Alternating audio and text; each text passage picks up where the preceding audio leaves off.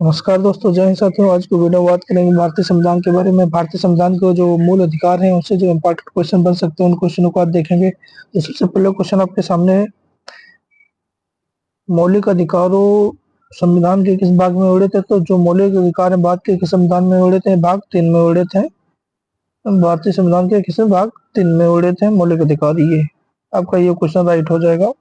इसी प्रकार से नेक्स्ट क्वेश्चन देखेंगे हम आपका, मूल अधिकारों को सर्वप्रथम किस देश में संवैधानिक मान्यता दी गई थी? तो सबसे पहले किस देश में? संयुक्त राज्य अमेरिका में मान्यता दी गई थी। मौलिक अधिकारों को सर्वप्रथम किस देश में मान्यता दी गई थी? तो संयुक्त राज्य अमेरिका में, यूएसए में मान्यता दी गई थी।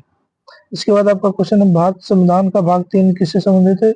तो ये मूल अधिकारों से संबंधित है। मूल अधिकारों में अनुच्छेद 12 से 35 तक को लेके क्या मूल अधिकारों के बारे में बताया गया है। इसके बाद नेक्स्ट क्वेश्चन देखते हैं, तो भारतीय नागरिकों को मौलिक अधिकारों का वर्णन है तो किसके 12 से 35 तक? ऑप्शन ये आपका सही हो जाएगा।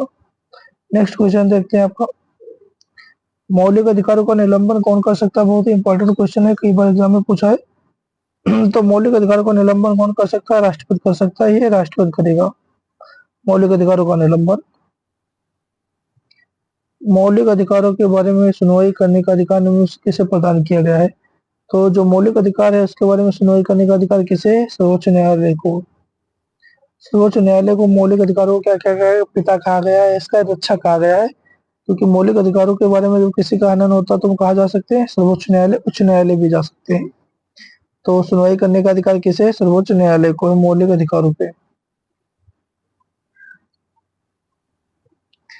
भारतीय नागरिकों को प्रदान किए गए मूल अधिकारों को क्या किया जा सकता है? निलंबित किया जा सकता है। जब विशेष परिस्थिति होती है उस स्थिति में क्या किया जा सकता है? आपातकाल की स्थिति में निलंबित किया जा सकता है। क्वेश्चन ध्यान रखना, इंपॉर्टेंट क्वेश्चन है आपका।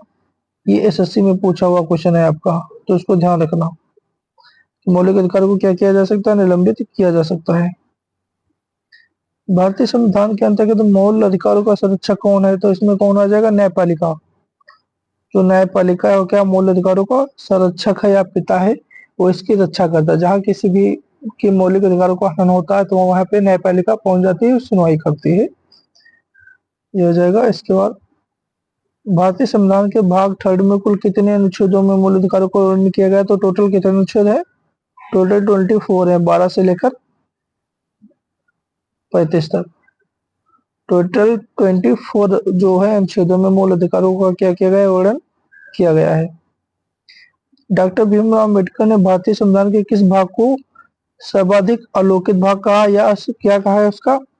सर्वाधिक अलौकिक भाग कहा है। तो किसे? या संविधान की आत्मा कहा है। किसे का? भाग 3 को। भाग 3 को क्या कहा है? भाग भीमराव अम्बेडकर ने आत्मा कहा है। अगर पूछा जाएगा जवाहरलाल नेहरू ने किसे कहा, तो प्रस्तावना को संविधान की आत्मा किसे कहा? प्रस्तावना को। जवाहरलाल नेहरू को निकला कौन है? प्रस्तावना है संविधान की आत्मा। भीमराव अम्बेडकर के अनुसार भाग 3 जो है मूल अधिकार, ये क्या है? भारतीय संविधान की आत्मा है। भारतीय संविधान द्वारा भारतीय नागरिकों को कुल कितने मौलिक अधिकार प्रदान किए गए थे? तो कितने प्रदान किए गए थे? 7। ये पूछा गया कितने प्रदान किए गए थे, ना कि पूछा गया कितने प्रदान किए गए हैं। तो जो मूल संविधान था उसमें कितने हमारे मूल अधिकार थे? 7 थे। फिर उसको संपत्ति के अधिकार को हटा दिया गया, तो अभी इसमें वर्तमान में कितने हैं? 6। तो जो वर्तमान में तुम्हारे हैं वो कितने हैं? 6 हैं। और जो पहले थे संविधान लागू होने के समय तब कितने थे? 7। संपत्ति के विधान को, संपत्ति के अधिकार को हटा के क्या बना देगा? विधिक अधिकार बना दिया गया। क्वेश्चन ध्यान रखना। नेक्स्ट क्वेश्चन देखते हैं, मौलिक अधिकारों को लागू करने का दायित्व किसका है?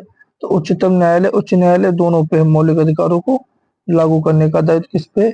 उच्चतम न्यायालय, उच्च न्यायालय। इसके खिलाफ हम सीधे उच्च न्यायालय में भी जा सकते हैं और उच्च न्यायालय से होते हुए भी उच्चतम न्यायालय जा सकते हैं। धार्मिक स्वतंत्रता का अधिकार भारतीय संविधान के किस अनुच्छेद में दिया गया? तो अनुच्छेद 25 से 30 में क्या बोला गया? धार्मिक स्वतंत्रता के बारे में बताया गया, अनुच्छेद 25 से 30। यह आज का लास्ट क्वेश्चन है, भारतीय संविधान के अनुच्छेद 25 का संबंध किससे? तो 25 का संबंध किससे? धर्म की स्वतंत्रता से।